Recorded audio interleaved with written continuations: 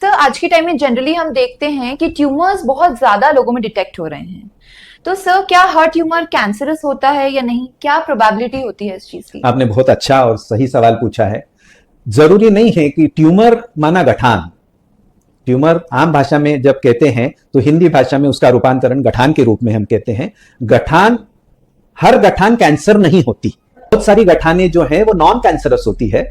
प्रायः कई सारी गठाने जो हैं, ऐसा नहीं है कि 100% गठाने जो हैं वो कैंसर की होती है, नहीं, ऐसा नहीं है। विभिन्न प्रकार के अलग अलग कैंसर्स होते हैं, विभिन्न प्रकार के नॉन कैंसरस ट्यूमर्स भी होते हैं, गठाने होती है, लेकिन उसका जब तक टेस्ट न किया जाए तब तक हमें मालूम नहीं पड़ता कि यह कैंसर है या कैंसर नहीं है।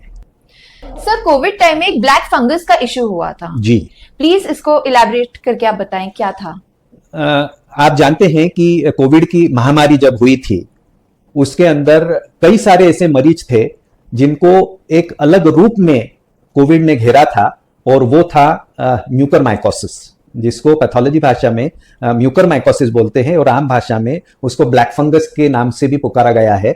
उसमें ये देखा गया था कि जिनकी इम्यूनिटी कम हो जाती है, क्योंकि आपने देखा होगा कि कोविड जब हुआ था, आपने सभी ने इसको एक्सपीरियंस किया था, किसी ना किसी को तो जरूर हुआ है। उस वक्त बुखार काफी तेज हुए थे, काफी तेज बुखार हुए थे, और उसके द्वारा जिस हिसाब से इम्यूनिटी कम हुई थी, और ऐसे भी कई सारे ऐसे मरीज थे जिनको डायबिटीज थी, उनमें भी जो है इम्यूनिटी कम हो गई थी, उनमें प्रायः उन पेशेंट्स में ज्यादा कोविड म्यूकरमाइकोसिस देखा गया था। सर, आपको इतने साल हो गए इस फील्ड में, तो sir over the years, in 35 years में क्या चेंजेस आपने ह्यूमन बॉडी में ऑब्जर्व करे हैं? क्यों तेजी से ये बीमारियां बढ़ती ही जा रही हैं?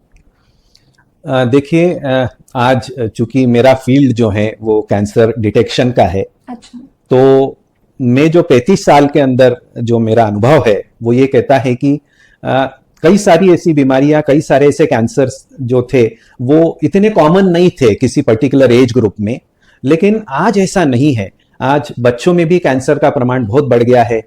कई ऐसी बीमारियां हैं जो पहले नहीं दिखाई देती थी, आज दिखाई देती है। जैसे आपने कोविड का जब अपन बात करते हैं तो उसमें ब्लैक फंगस नाम की जो बीमारी दिखाई दी थी, वो फंगस की वजह से होती है, वो पहले नहीं थी। आज 10 साल पहले हमने कोई इतने कॉमनली या रूटीनली हमने कोई म्यूकरमाइकोसिस का डायग्नोसिस नहीं किया था। तो कहने का भाव यह है कि 35 साल के अंदर बहुत सारी अलग अलग प्रकार की बीमारियां आई है। एक बात जरूर है कि जिस हिसाब से आज पोल्यूशन बढ़ रहा है, आज सेफ्टी हमारे भोजन में भी उतनी नहीं रही है, हवा में भी उतनी पौष्टिकता नहीं है, जो भोजन है उसमें पौष्टिकता नहीं है, तो इसका सीधा असर शरीर के ऊपर आ रहा है, और विभिन्न प्रकार की जो बीमारियां हैं वो आज के तारीख में हम देख रहे हैं। तो ये डेफिनेटली एक नया चेंज मैं देख रहा हूं जो पहले इतना नहीं था। आज कैंसर अलग अलग प्रकार के होते हैं। उसमें ये देखा गया है कि उसके जो विशेषज्ञ डॉक्टर रहते हैं, जिनको हम मेडिकल ऑन्कोलॉजिस्ट कहते हैं, वो कई सारी जांचें कैंसर से रिलेटेड करवाते हैं। उसका साधा कारण ये रहता है कि वो ये जानना चाहते हैं कि ये कैंसर किस फलाने प्रकार का है, ताकि उस टारगेट थेरेपी से ही उसको बीमारी को खत्म किया जाए। तो ये बात जरूर है कि बहुत ज्यादा एडवांसमेंट हुई है पैथोलॉजी के फील्ड में।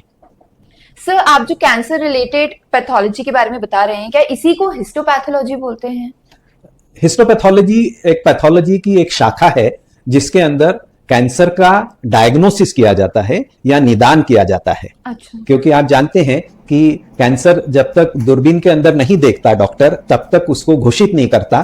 तो जो कोशिकाओं के बारे में जो जानता है, जो कैंसर की कोशिकाएं कैसी दिखती है और उससे रिलेटेड जो साइंस है, उसको ही हिस्टोपैथोलॉजी कहते हैं। क्योंकि आप जानते हैं कैंसर अलग अलग प्रकार के होते हैं, और अलग अलग प्रकार के कैंसर का डायग्नोसिस होना बहुत जरूरी होता है। क्योंकि जब ये मालूम पड़ता है कि ये फलाने प्रकार का कैंसर है, तो उस फलाने प्रकार के कैंसर के ऊपर ही अलग अलग प्रकार की ट्रीटमेंट अवेलेबल होती है। इसलिए जानना जरूरी होता है कि कैंसर किस प्रकार का है।